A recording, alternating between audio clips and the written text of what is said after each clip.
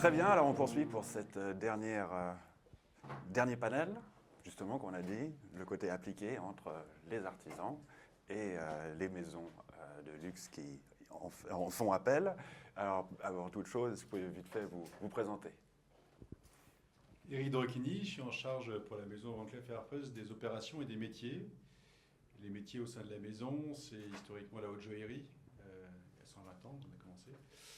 Puis l'horlogerie, au sein de l'horlogerie, on a les complications poétiques, qui nous a d'ailleurs amené à la mécanique d'art, les mailles, les pierres, le lapidage, et puis le nouveau enfant chéri, qui est la mécanique d'art. Donc Marie-Adélaïde Lowe, je suis responsable mécanique d'art pour la maison Van Cleef. Responsable du développement et de la production de la partie mécanique de nos automates. Très bien. Je m'appelle Benoît Augsburger, je suis polymécanicien et ça fait actuellement 5 ans que je travaille chez François. C'est mon oncle. Autant pour moi. François Junot, fabricant d'automates depuis 83. Et puis c'était intéressant d'écouter tout ce qui s'est dit auparavant parce que de voir l'évolution qu'il y a aujourd'hui par rapport à quand j'ai débuté, c'est juste assez incroyable ce qui se passe maintenant, quoi. Bah justement, garde s'il te plaît le micro. Justement, on va parler de quand tu as commencé. Comment ça fonctionnait? Tu faisais ça pour toi? Tu avais déjà des commandes concrètes ou c'est toi qui proposais des choses? Disons, à la sortie des Beaux-Arts, après avoir fait l'école mécanique de Sainte-Croix, comme Benoît, j'étais vraiment pas parti pour faire des automates, mais plutôt de la sculpture animée. À l'époque, on disait ça comme ça. Donc, la mécanique d'art, on peut pas dire que ça existait, mais pas sous cette forme qu'il y a maintenant. Et puis, moi, mon but, c'était de vivre d'une passion. Puis à cette époque, c'était une passion qui n'était pas exactement fixée comme maintenant. C'était de la sculpture animée. On a parlé de Tinguely avant. C'était un petit peu dans cette veine-là. Et puis par rapport aussi aux produits de qualité qu'on a parlé avant, puis des produits par rapport à Tinguely, là on ne peut pas parler de qualité, quoi. Donc c'est vraiment deux mondes très différents. Moi je suis un petit peu partagé par les deux. Le monde de la mécanique d'art de qualité me prend plus de temps que la sculpture animée, on pourrait dire. Mais c'est deux mondes bien différents. Et puis même au niveau, quand j'ai commencé, il n'y avait pas Internet, il n'y avait pas tout ce qu'on connaît actuellement. Donc pour se faire connaître, c'était beaucoup plus compliqué. Alors que maintenant, vous pouvez vous lancer dans l'horlogerie, vous présentez des pièces au GPHG, vous avez un site, puis du jour au lendemain, vous pouvez être connu aux quatre coins du monde. Donc déjà là, je pense qu'au niveau de pour débuter, c'est beaucoup mieux maintenant. C'est pas plus facile de faire les produits, mais c'est plus facile de se faire connaître. Moi, je dépendais plus à l'époque de mécénats, de collectionneurs, d'automates traditionnels tels qu'ils se faisaient à Paris en 1900. Donc c'était des automates qui étaient habillés. C'était pas des automates avec de la joaillerie comme maintenant avec la maison Van Cleef. Et puis voilà, je sais pas quoi dire d'autre. Moi, j'ai commencé seul pendant 7 ans. Et puis après, de fil en aiguille, avec les travaux qui devenaient plus conséquents, j'ai pris des employés. Et puis maintenant, ça se développe. Puis maintenant, on est dans un domaine, c'est vrai, de transmission. Donc c'est vrai que je me dis, après toutes ces années, ça serait bête que cet atelier s'arrête. Surtout qu'en pleine, je ne dis pas qu'il n'y a jamais eu d'ascension, mais maintenant, plus que jamais, il y a une évolution, il y a une demande, il y a aussi toute une jeunesse qui s'intéresse à ces métiers d'art. Et puis, comme je disais auparavant, grâce à Internet, eh ben, ils voient votre site, ils se disent « Ah tiens, ça m'intéresserait ». Et puis, ils me contactent, j'ai beaucoup de stagiaires, peut-être 2-3 par année, qui font que maintenant, on sent un engouement, on sent un intérêt de jeunes qui ont envie de faire des métiers créatifs. Et puis d'aimer construire des choses, d'utiliser son imagination, de connaître un petit peu ce qui s'est fait auparavant, voir ce qui pourrait se faire actuellement. Puis en fonction des gens que vous rencontrez dans votre vie, c'est aussi un peu ça qui fait votre présent, quoi. Moi, les clients que j'avais il y a 30, 40 ans, c'est pas du tout les mêmes que j'ai actuellement. Les premiers travaux que j'ai eus en sortant de l'école, et notamment pour un grand collectionneur français, Claude Marchal, qui m'avait acheté mes premiers automates traditionnels. Donc c'était vraiment du mécénat. Après, il y avait le musée du CIMA, enfin, le Centre international de mécanique d'art à Sainte-Croix, qui m'avait commandé un ange pour le mettre dans le musée. Donc c'était plus de la sculpture que de la mécanique. Il y a plus de boulot à faire en sculpture qu'en mécanique. Et puis après, il y a eu Blancpain avec Biver, des petits Pierrot écrivains, classiques, mais petits pour pouvoir les mettre dans les vitrines. Après, à force de faire des petits Pierrot écrivains, je me dis, tiens, faire un vrai automate écrivain, ça avait toujours été un petit peu mon rêve. Mais comme ce qu'on parlait maintenant, à cette époque, on ne parlait pas de transmission, parce qu'il n'y en avait carrément pas. Donc il fallait trouver par soi-même un petit peu comment fabriquer un objet qui avait été fait à la fin du XVIIIe siècle, dont on avait que les automates Jacques Hédro à Neuchâtel, des livres. Puis dans les livres, à part des photos, il n'y avait rien de quoi apprendre. Comment faire. Rien qui était documenté. Ouais, il n'y a pas de données précises, quoi. Pas comme dans l'horlogerie où il y a eu des Breguet, des Ferdinand Berthoud qui ont laissé des bouquins incroyables avec des explications sur les échappements et tout. Dans les automates, il n'y a rien du tout. Ouais. Ou très très peu.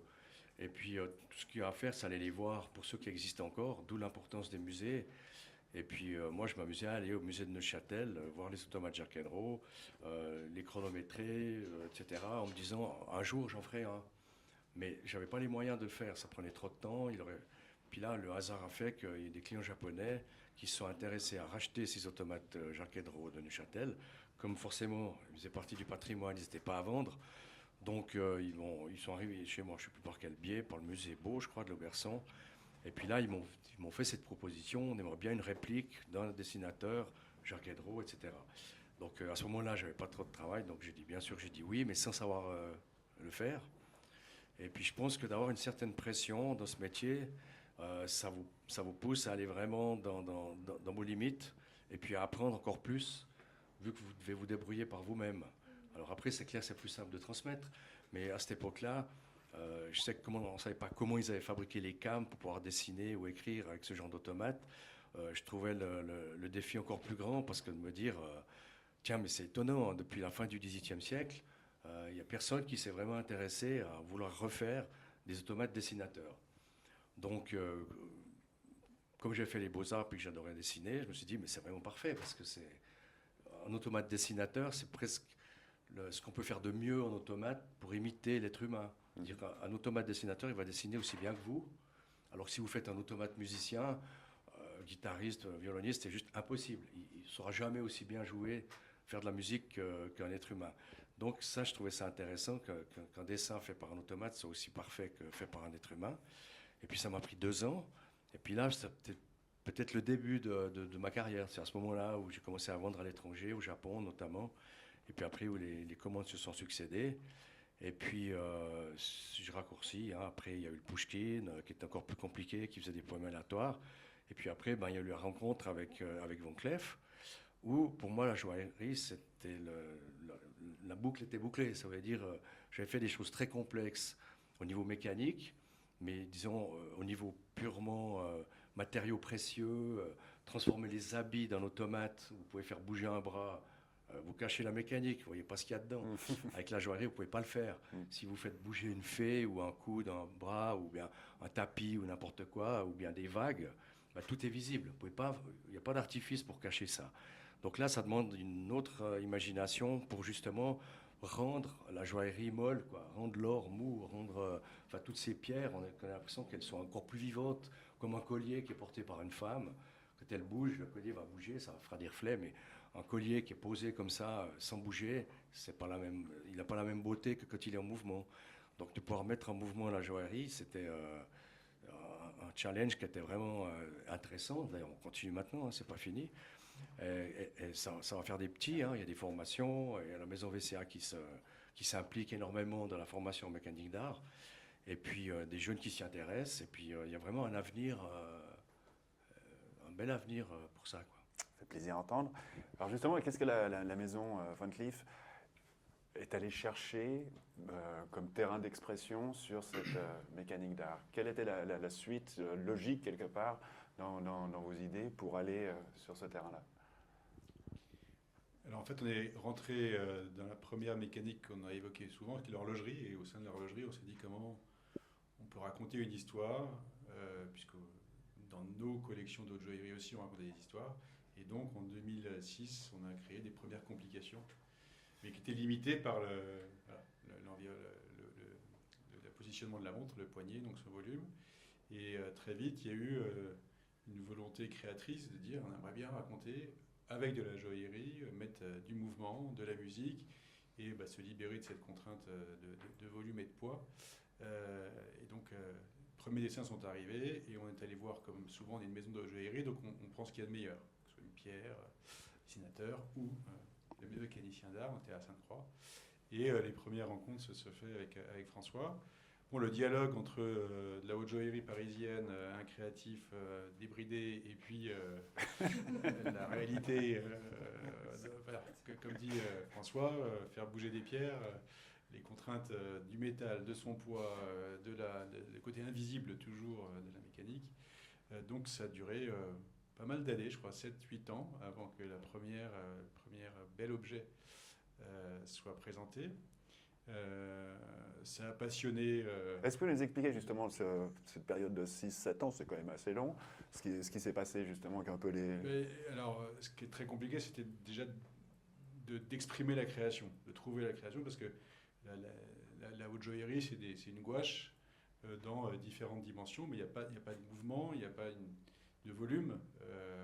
Et là, il fallait arriver à faire dialoguer un volume, des poids, et ensuite, alors pareil, pièces uniques, tout ce qu'il y a de mieux, trouver les matériaux, que ce soit les mailles, et puis les faiseurs, les artisans, le bois, la sculpture, et que tout ça soit invisible, avec au milieu tout le mécanisme développé par François Junot. Donc tout ce dialogue a duré énormément de temps, avec une création qui voulait toujours arriver à son rêve, puisqu'effectivement, comme vous l'avez indiqué, il y avait peu de contraintes, il n'y avait pas de connaissance du tout d'ailleurs de ce qu'étaient les contraintes. Donc il y avait un dialogue qui s'est opéré entre nos équipes de création et François et tous les artisans associés.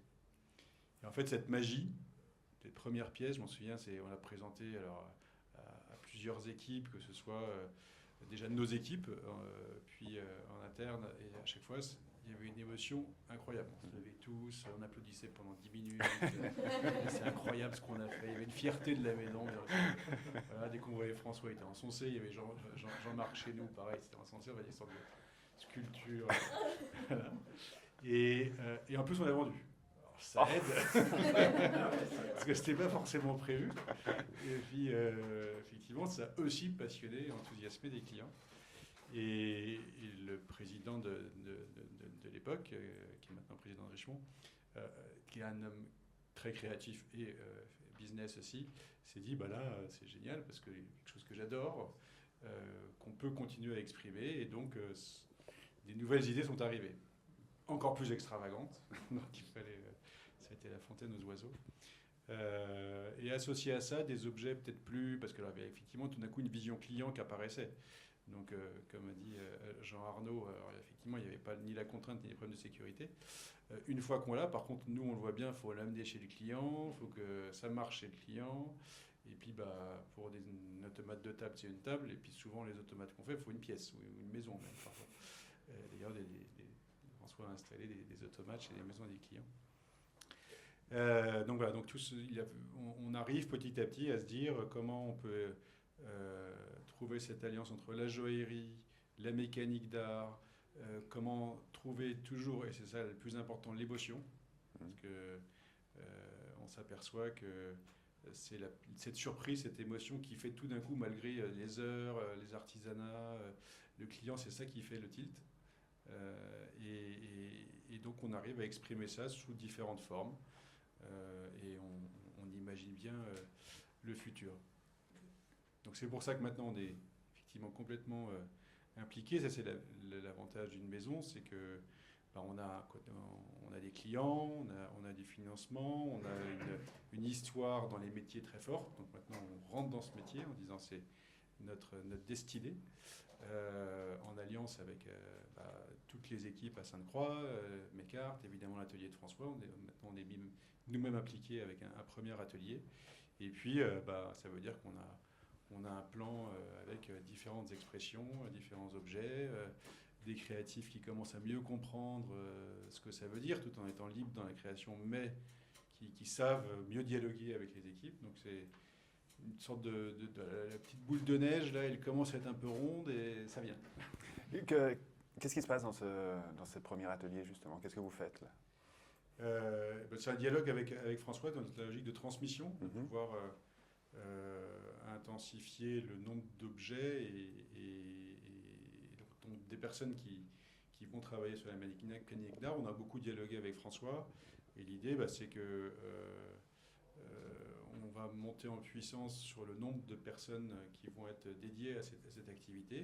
Donc il y a une personne, et puis François souhaitait et souhaite garder des clients, des marques, des territoires d'expression. Nous on est joailliers, on aime bien les fées, les papillons, les traits figuratifs. François, il aime bien ça, mais il aime bien d'autres choses. Il a bien raison. Et c'est très bien pour le métier d'avoir des différents territoires d'expression. Donc, comme on le fait dans la haute joaillerie, on travaille avec des ateliers qui travaillent pour plusieurs clients, territoires d'expression et qui aiment bien cette diversité. Et nous, on a nos ateliers qui font des fées, des papillons, et ça nous va très bien et ça leur va très bien. Donc, c'est l'alliance de façon à pouvoir monter en puissance dans ce métier, tout en s'assurant que c'est pas que pour Van Cleef, par Van Cleef, pour Van Cleef, c'est en même temps un métier universel. Vous savez qu'on a une initiative aussi pour les métiers qui nous chérissent le plus, ça s'appelle l'école, pour faire connaître l'histoire, le présent, l'artisanat à tout un chacun, sans qu'il ait accès à des objets, mais par des cours, une exposition, pas des cours pour faire, mais des cours pour comprendre. Donc c'est 2-3 heures, et donc là on va s'impliquer aussi dans la mécanique d'art pour partout dans le monde. On a une école à Shanghai, une école à Dubaï, à Hong Kong, à Paris évidemment, et des initiatives à Tokyo, aux US régulières, pour faire connaître ces métiers, parce que là, il y a un effet d'apprentissage un peu long. Donc c'est un métier sur lequel le début de l'histoire commence. Très bien. Et comment percevez-vous du coup l'évolution précisément de la perception de votre clientèle? Alors encore une fois, on est sur des objets qui coûtent très cher, c'est pas n'importe qui peut s'acheter ce genre de choses, mais tout le monde peut les apprécier et les respecter. Comment est-ce que vous justement vous percevez cette meilleure peut-être compréhension ou, de ce que vous faites, du message que vous essayez de transmettre à travers ça? Je pense que nos clients sont toujours intéressés par des histoires. Enfin, on raconte toujours des histoires chez Van Cleef & Arpels. Donc là, c'est vraiment un terrain d'expression qui est beaucoup plus large. Comme il y a toujours la joaillerie qui est toujours très présente aussi, c'est quelque chose qui est très, très accueilli. Enfin, on le voit à Watches and Wonders, à chaque fois qu'on présente les automates, il y a toujours des centaines de personnes autour qui prennent des photos, qui ont les yeux grands ouverts, qui adorent voir ça. Donc ça fait aussi plaisir, quand on a passé tellement de temps sur un objet, de le partager et de voir l'émerveillement dans les yeux de tous ces clients. Et justement, entre quand vous venez avec un cahier des charges, voilà ce qu'on souhaiterait, et que vous collaborez avec les équipes de François, comment se passe un peu le ping-pong entre les deux par rapport à ce que vous souhaiteriez, ce qui est possible de votre côté, qui gagne à la fin, quoi. Tout le monde gagne à la fin. C'est vraiment un travail d'équipe. Donc on arrive avec une première idée, après on discute, donc ce soit entre la créa, le marketing, avec les équipes de François, avec nos équipes aussi, qu'est-ce qui est possible, jusqu'où on veut aller. C'est vrai que la création va toujours nous tirer aussi vers pas l'impossible, mais nous pousser vers nos retranchements. On va essayer de faire le maximum. Et puis après, c'est en collaboration avec les équipes de François. Justement, puis ce qui est intéressant aussi, c'est que pour nous, de notre côté, on fait la partie mécanique. Pour faire la partie mécanique, on a besoin d'avoir des informations de la partie joaillerie et vice-versa aussi. Donc en fait, c'est un partage des connaissances et des métiers, du savoir-faire. Et ça, c'est juste incroyable. Cette collaboration, c'est vraiment chouette.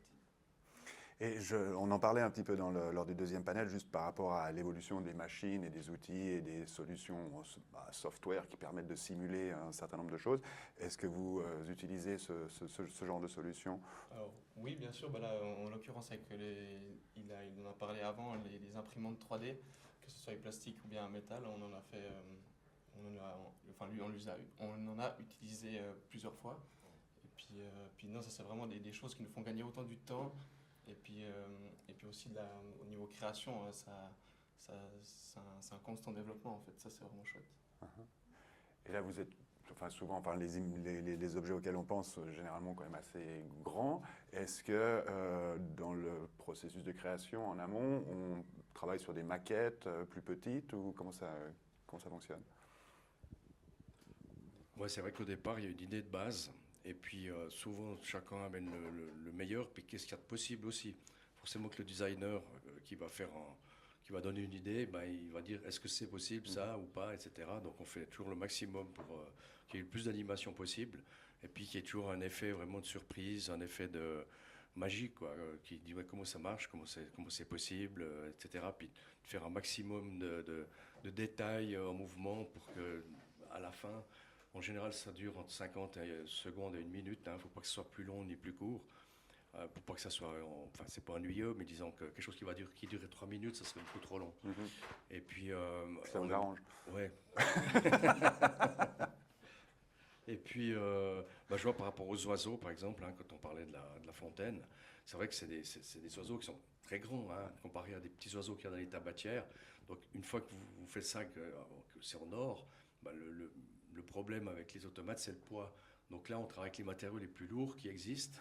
Donc après, il faut trouver des solutions pour qu'on ait une impression de légèreté. Ouais.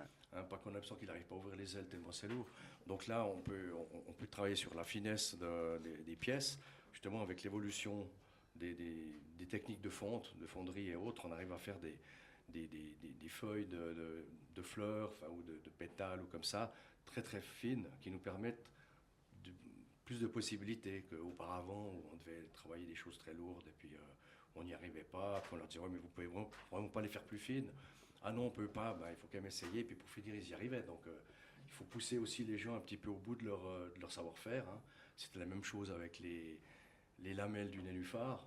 Donc il y a à peu près 60 lamelles qui sont les unes à côté des autres, un peu comme des triangles, pour faire ce mouvement d'ondulation du nénuphar. J'ai repris un petit peu l'idée du tapis volant que j'avais fait pour la Smeuse à l'époque, mais circulaire. Là, ils ont décidé de faire ça en argent émaillé. C'était un travail de fou, quoi. L'émailleur à Paris, il a passé pas des nuits, je ne sais pas si c'est des nuits, mais pour trouver un système, pour comment vous les sortez du four, elles ne se tordent pas, qu'elles restent... voilà, donc à tous les niveaux, c'est vraiment très pointu. Hein. C'est autant les artisans qui travaillent pour la joaillerie, l'émail, que nous pour des problèmes purement techniques. On travaille conjointement, mais à la fin, quand il y a tout qui va se mettre ensemble, il faut prévoir une certaine réserve de puissance au niveau du moteur à ressort. Si on est trop faible, ça ne va juste pas bouger. Donc on doit quand même anticiper pas mal de choses des deux côtés. On n'attend pas les autres pour continuer notre travail. Donc on travaille d'abord avec des maquettes en plastique, en injection 3D, après avec des maquettes en argent, et tout à la fin avec les maquettes, enfin plus des maquettes, mais le définitif en or. Et là, on a appris à travailler ensemble avec différentes techniques. Et puis, comme je disais à Eric ou à Nicolas Boss, je pense que quelqu'un qui se lancerait dans la même aventure que nous, elle va bien prendre 10 ans pour arriver là où on en est, quoi. Parce que ça a demandé énormément de retours. On prenait notre papillon avant, mais les premiers papillons qu'on avait faits, ça a été une monstre galère parce que on leur envoyait des papillons hyper précis avec des petits engrenages minuscules et puis ils nous mettaient un coup de soudure dessus et puis après ils ne marchaient plus. Donc après il fallait leur dire non, il faut quand même y aller mollo et tout. Donc tout le monde a fait le maximum pour que ça donne des mouvements soyeux, délicats, un paquet d'à-coups, que ça soit vraiment que la joaillerie devienne très légère, qu'on n'ait pas cette impression de poids. Ouais, ça fait appel à... Enfin, je vous laisse continuer. Ce que raconte François, c'est un des gros problèmes que j'ai, c'est qu'on a un atelier de haute joaillerie de plusieurs dizaines de personnes, un atelier d'horlogerie de plusieurs dizaines de personnes, ils veulent tous travailler à la mécanita. Parce que c'est ce que vous avez évoqué, il y a un côté assez merveilleux de notre espèce, la force et la collaboration. Et ce qu'on vit dans l'atelier de François, avec régulièrement un horloger qui va parler à un joaillier, qui va parler à un mécanicien, il y a les mailleurs derrière, etc., c'est que il y a ce rêve de dire on va y arriver, et ils y arrivent à la fin, et ils donnent tout, ils vont essayer de se comprendre, et les 10 ans que tu évoques, c'est les 10 ans d'un village ou d'une civilisation, c'est de raconter une histoire commune, dire qu'on a un destin commun et qu'on va y arriver, on veut collaborer, cette envie de collaborer, et pas de se respecter mutuellement, de se dire chacun donner ce qu'il y a de meilleur, il n'y en a pas un qui reste un peu sur ses... Et ça, c'est vraiment incarné à la fin dans l'objet. En haute joaillerie, on a 5-6 métiers qui collaborent. Là, il y en a une quinzaine, parce qu'il y a aussi les socles en bois, il y a effectivement de l'émail, il y a certains mystérieux. Il y a au sein de François lui-même, au Sainte-Croix, il va mobiliser plein de métiers qui existent dans la ville. Et c'est vrai que cet aboutissement est assez incroyable. Donc ça, c'est un des problèmes que j'ai, c'est que je dis oui, bon, tout le monde ne va pas faire de mécanique. Alors la formation, je veux bien. On a déjà 4 personnes dans la maison qui ont fait de la formation. Et justement, alors, par rapport à tous ces différents corps de métier impliqués sur des projets comme ceux-ci, c'est qui coordonne quoi en fait entre vous? Alors ça, c'est- Ok. Donc on a des chefs de projet. Il y a toute une partie à Paris qui coordonne toute la haute joaillerie et les métiers d'art et qui a la responsabilité, on va dire, globale de l'objet. Et à Mérin, on a la partie émail et la partie mécanique d'art où il y a une coordination d'un chef de projet pour la partie mécanique. Donc c'est vrai que ça fait, par rapport à un projet de montre, il y a beaucoup plus de composants, il y a beaucoup plus d'intervenants. Donc il faut comprendre les contraintes de tout le monde, faut réussir à travailler ensemble, donc apprendre différents métiers. Il faut avoir des personnes qui ont aussi envie de travailler avec différents, qui n'ont pas l'habitude juste de faire des montres, qui veulent faire des montres. Il faut avoir envie d'apprendre d'autres choses. Et oui, la coordination, après toute la partie planification, vérifier toutes les interfaces. On a beaucoup plus d'interfaces qu'entre un cadran, une boîte de montre, honnêtement. Là, il y en a des centaines. Donc, il faut penser à tout, essayer, pour qu'à la fin, ça fonctionne. Ouais. Justement, là, tu as donné un exemple avec cette histoire de soudure où ça posait un problème. Est-ce que c'est d'autres petites anecdotes un peu rigolotes comme ça où finalement, il y a un petit décalage entre Oui, la réalité? C'est ça qui est fun. des petites anecdotes, effectivement, il y en a toujours. C'est vrai qu'à la fin, vu qu'on a quand même une date butoir, c'est vrai qu'il y a eu des moments où on a reçu justement les pièces joaillères une semaine avant qu'on devait le montrer sur l'événement. Et c'est vrai que c'est un peu ric-rac vu que c'est nous qui devons tout assembler au dernier moment. Mais oui, mais après, au final, ça s'est toujours bien déroulé. Mais voilà, petite anecdote. Là, elle est gentille encore. Oui. Ça, Ouais, Ah, là, on y va. Voilà. Des gens qui viennent filmer pour avoir des archives, pour VCA, et puis ils vous demandent encore plus près, on peut faire marcher encore une fois, puis un coup de papier, on se croche dans les branches, ça nous pète une aile, puis on est là, il casse les pieds, ces photographes. Puis après, il me dit encore il faut recommencer parce qu'on n'avait pas allumé la caméra. Bientôt, je crois. Ouais. Alors, qu'est-ce qu'on ressent la première fois quand ces objets se mettent en vie, en configuration finale? Qu'est-ce qui se passe là? On est fiers quand on le présente, on est ému quand finalement on y arrive, parce que des fois ça prend un certain temps pour réussir à le faire fonctionner. Mais oui, c'est beaucoup d'émotions. De finalement, quand on arrive à un projet qui a duré 4-5 ans et qui est finalement là devant nous. Ouais. François, qu'est-ce que tu ressens la première fois que ça se met vraiment en motion? C'est vrai que c'est la rencontre avec le public. Comme je me souviens à Pékin, quand on a présenté la Fiondine, et puis qu'il y a toutes les vitrines, tout un décorum, Van Cleef incroyable, quand on rentre là-dedans, on est dans un autre monde. Et puis au centre, il y avait la Fiondine, et puis tout d'un coup, qu'est-ce que ça va donner avec le public chinois, quoi. Puis là, mais il y avait une grappe de 40 personnes avec tous les iPhones comme ça, qui éclairaient l'automate, et puis on a fait marcher 20 fois, parce qu'à chaque fois, il y en avait d'autres qui revenaient. Et puis, comme si pour eux, c'était une première, quoi. Ouais. Et quelque part, pour certains, c'est une première, parce que c'est vrai que des automates en joaillerie, il n'y en a pas beaucoup. Depuis 1917, quand Fabergé a malheureusement arrêté de faire ses œufs, puis encore, ils n'étaient pas tous mécaniques. Il n'y a pas grand-chose, hein, si on va en arrière. Dans les automates classiques de haute qualité de la fin du XVIIIe siècle, que ce soit des joueurs de flûte, des écrivains, dessinateurs et autres, ils n'avaient pas une finition aussi poussée qu'on a maintenant avec la joaillerie. Je veux dire que tu as la personne qui vient contrôler tout à la fin, quand l'automate est fini, s'il y a la moindre petite raye, il faudra l'enlever, quoi. Donc il y a énormément de retouches. Moi, je pense qu'on a une qualité qu'il n'y a jamais eu auparavant dans ce genre d'objet, je crois. Ça, on peut le dire. Hein, parce que souvent, on est étonné quand on va voir des chefs-d'œuvre qui ont été faits à la fin du XVIIIe, qu'on voit dans les bouquins. Et quand on les voit en vrai, on se dit, tiens, mais là, c'est pas aussi bien fini que je pensais. Mais bon, forcément, à l'époque, hein, ils n'ont pas huile, des machines à la pédale, il n'y avait rien d'électrique. Ouais. Donc, on accepte aussi. Peut-être qu'il y a encore plus ce côté mécanique d'art, dans le sens qu'on voyait encore plus la trace de la main de l'homme, le coude libre ou comme ça, où maintenant on veut que tout soit parfait, tout soit nickel. Donc, mais n'empêche que maintenant on est vraiment dans une qualité optimale, hein, c'est difficile de faire mieux. Tu parles de qualité visible, mais au niveau qualité cinématique aussi, est-ce que là, il y a une grosse amélioration?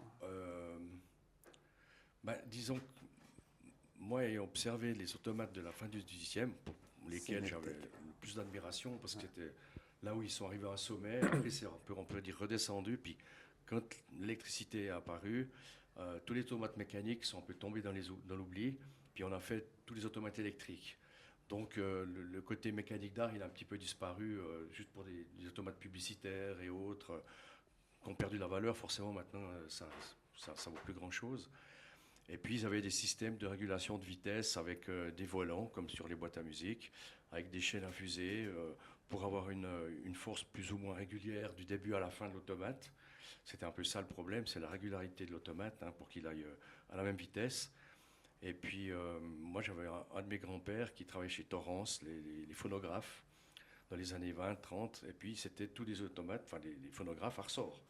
Donc, quand vous écoutez en 78 tours, puis que vous devez reconnaître Tino Rossi du début à la fin, que ça ne se transforme pas, je sais pas, en Edith Piaf, et ben, il faut que la vitesse, elle soit vraiment régulière.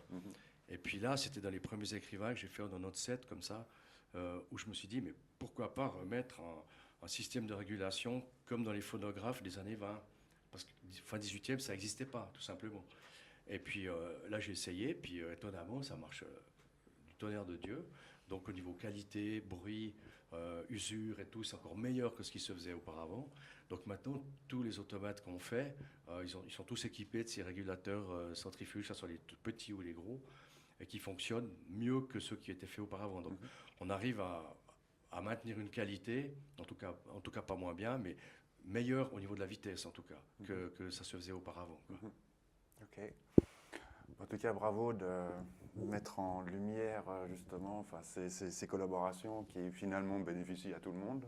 Je pense qu'aujourd'hui, vous avez contribué à amener une lumière différente sur ce monde merveilleux des automates. Et c'est bien que, j'espère que ça inspire plein d'autres personnes aussi. Voilà. Est-ce qu'il y a des questions ?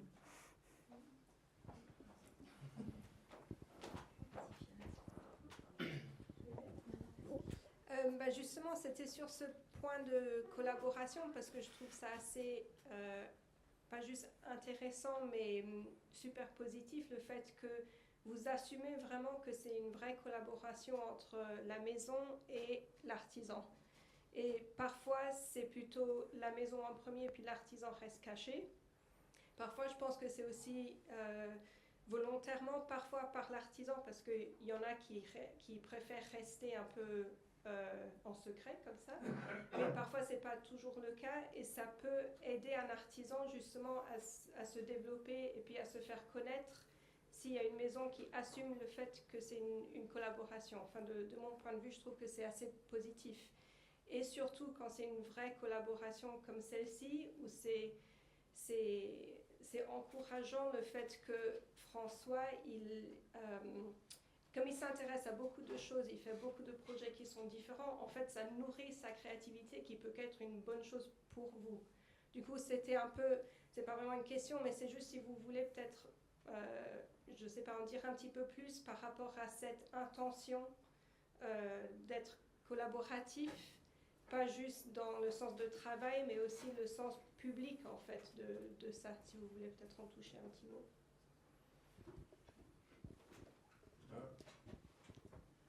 En première chose, effectivement, c'est une humilité des maisons de haute joaillerie, c'est qu'on dépend des pierres et c'est pas nous qui avons fait les pierres. C'était il y a 15 milliards d'années, il faut les découvrir, les tailler. Donc on est habitué à prendre ce qu'il y a de meilleur là où c'est. Et donc quand il y a un artisan, un savoir-faire exceptionnel, des centaines d'années. Voilà. Donc c'est naturel pour nous d'être en collaboration avec des artistes. Ça fait partie de la culture de la maison et d'ailleurs on le fait aussi pour nos décors de boutique, tous nos actes créatifs. Souvent on collabore avec, on a des équipes internes, mais on aime bien travailler avec des externes et ils sont largement mentionnés, ça nous va très bien. l'objectif, c'est, et on ne veut pas du tout, en plus, effectivement, les brider en disant bah, maintenant qu'on collabore, tu travailles que pour nous, etc. Parce qu'effectivement, ça nous apporte dans ce dialogue aussi, à nous, des nouvelles facettes sur ce qu'on peut exprimer. Alors, toujours avec des codes de la maison, une fois de plus. Voilà, on est le paradis avant la pomme, souvent, donc tout le monde est gentil. Nos lions n'ont pas de griffes et on préfère les papillons et les fées que les dragons. Mais et parfois on a dû faire des dragons, mais ils sont très gentils aussi. Donc voilà, on ne veut pas non plus restreindre et on veut qu'il y ait enfin on souhaite et on fait tout pour qu'il y ait un dialogue riche entre un artisan, un savoir-faire, des matériaux et la culture de la maison, et tout ça au travers d'un acte créatif qui reste très le plus large possible pour que justement cette expression et ce terreau et avec une règle du jeu, c'est qu'on veut ce qu'il y a de meilleur, il n'y a pas de compromis, donc ça aussi ça libère un peu. Après à nous d'assumer de pouvoir le proposer et de comprendre et de faire comprendre aux clients. Donc on tient sur toutes nos gammes, tous métiers, tous nos produits, tous nos actes, voilà, on prend ce qu'il y a de meilleur. C'est la réputation de la marque, il faut tenir, hein, parce que il y a des moments où on peut se dire tiens, si on descendait un peu, jamais.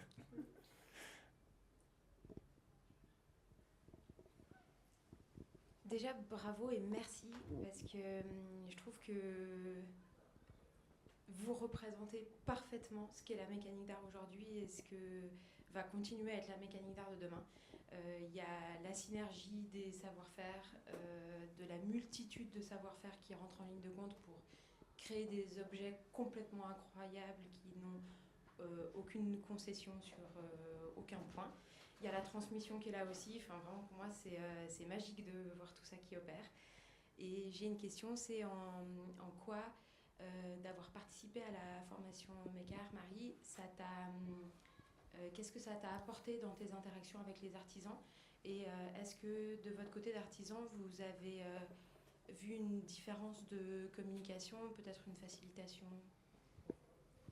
Je pense que j'ai surtout appris à travailler avec mes mains. C'est vrai que je suis plus, on va dire, cérébrale que manuelle. J'avais pas du tout l'habitude de fabriquer des pièces, donc de se rendre compte de la difficulté. Donc oui, on en demande toujours plus sur la qualité surtout, mais c'est de se rendre compte de ce qu'on demande, ça a des répercussions. Enfin, ça va prendre plus de temps, c'est compliqué, c'est pas juste on refait et après c'est fait. Donc j'en avais déjà conscience, mais là de le faire, ça m'a donné encore plus conscience de la difficulté de faire les choses de ses mains. Tu veux dire quelque chose? Ouais, je sais pas trop comment répondre, mais Est-ce que vous avez vu une... de toute manière, il y a de toute manière un plus. Après, je pense que c'est comme elle l'a dit, c'est par rapport déjà à l'habilité de ses mains. Pour des gens qui sont, comme tu dis, plutôt cérébrales que habiles de leurs mains, mais ça permet justement de découvrir ça pour les personnes, je pense, d'avoir fait la mécanique d'air. Si tu voulais rajouter un truc. Chez Nicolas qui a fait, toi. Il y a Stéphane, Lionel, Ah ouais, et il y a Akram de Paris. Ouais. Donc on est pas mal de chez VC à Non, voir. non, mais je pense que c'est vrai que ça Oui. saoule encore plus, quoi. Puis c'était aussi mieux connaître les maîtres, parce que je connaissais bien François, mais je connaissais pas toutes les personnes de Sainte-Croix, et passer un mois à Sainte-Croix aussi, c'était sympa. Au mois de juillet, il faisait pas trop chaud, c'était bien. Connaître tous les restaurants de Sainte-Croix, tout ça. Ah, t'es allé au 2? Oui, j'ai allé. Je rigole. Merci. Très bien. Une question aussi. Oui, ça a été plusieurs fois mentionné là, durant les 3 sessions, en fait, l'idée qu'on raconte des histoires au travers de ces objets. Est-ce que vous pourriez apporter un petit commentaire là-dessus? Comment est-ce qu'on raconte des histoires? Quelles sont les histoires qu'on veut raconter? Pourquoi est-ce qu'on a ce besoin de les raconter? Ou c'est juste un prétexte? Je fais un peu l'avocat du diable. Moi, je pense que si tu tombes dans l'anecdotique, puis tu fais un automate Napoléon qui met sa main comme ça, puis là, ça raconte rien du tout, quoi. Alors que si tu fais tu dis un début et une fin, où tu as un oiseau qui se déplace, un autre qui va, puis après comme s'il faisait la cour, un qui chante, l'autre, etc. Puis à un moment donné, ils se retrouvent les deux côte à côte, ils se font un bisou, et puis après tu as de musique ou autre, et puis après ça vient, voilà, là c'est tout simple, mais tu as déjà raconté une histoire qui dure 50 secondes, tu fais un magicien qui montre qu'il n'a rien sur la table, et ensuite il y a un oiseau d'un côté, après il disparaît, après il revient de l'autre côté. C'est comme un vrai magicien en fait, c'est un automate, mais c'est comme un vrai magicien. Donc là, tu racontes aussi une histoire. Mais moi, je pense que c'est vraiment important. Mais les gens, ils se la font aussi, hein, cette histoire. Mais il y a des automates où ça ne fonctionne pas, puis d'autres où ça fonctionne. Et, tu vois, moi, les automates anecdotiques, ça me fait penser justement aux automates électriques que tu avais dans les vitrines dans les années 50, 60, pour les pastilles Valda ou je sais pas quoi, les cognacs machin, où c'est vraiment un bonhomme qui montre un truc, puis qui raconte rien du tout, en fait. Donc, voilà. Alors nous, effectivement, alors, je dis, on est une maison très naïve, on raconte beaucoup d'histoires. En fait, on aime tous raconter des histoires. On n'est pas tous très bons à raconter des histoires. Racontez-moi une histoire drôle. Et on avait ça avec nos montres, des complications poétiques. La première chose, c'est qu'on offre à ceux qui la possèdent la capacité à raconter une histoire. Donc on a deux humoros sur un pont, regarde, je te montre, ils se font un bisou, ça dure tant de temps, regarde, ils s'accrochent. Alors après, il y a quelques éléments techniques, si on veut raconter des techniques, ou artistiques, c'est de l'émail. Et dans les automates, là on est beaucoup plus en liberté, ça dure 1 minute, on peut mettre effectivement des mouvements, du poids, des expressions, des yeux qui bougent, des pattes. Et donc l'histoire elle est beaucoup plus riche, donc c'est ça notamment qui nous a amené à aller vers les automates, c'est la capacité à raconter des histoires encore plus extraordinaires. Et puis bah, alors pareil en joaillerie, à rajouter un ensemble de pierres, des harmonies de couleurs, enfin une créativité qu'on offrait beaucoup plus large. Donc en fait, c'est compliqué parce que moi je suis en charge des opérations et métiers, donc il y a les métiers mais les opérations. Donc je regardais avec François les plannings, la façon de collaborer, les machins. À chaque fois que je vois François, en général on monte là au Carnotze en haut dans son grenier. Et puis là il me raconte des histoires. Je dis, voilà François, comment on fait pour dans un mois, etc. Il dit, j'ai pensé à un truc, une petite chenille. Et donc bon, alors il faut, je pense que l'artisan il faut qu'il pense à ça tout le temps. Et d'ailleurs, il pense à ça tout le temps. Moi, j'ai beaucoup de mal à ramener, mais tant mieux. Et nos équipes aussi. Et puis alors après, c'est pour la chance, effectivement, de côtoyer ces objets qui racontent des histoires. Et moi, j'ai une relation avec chaque objet parce que je les ai vus une dizaine de fois chez François, Watch and Wonders, elles ont voyagé.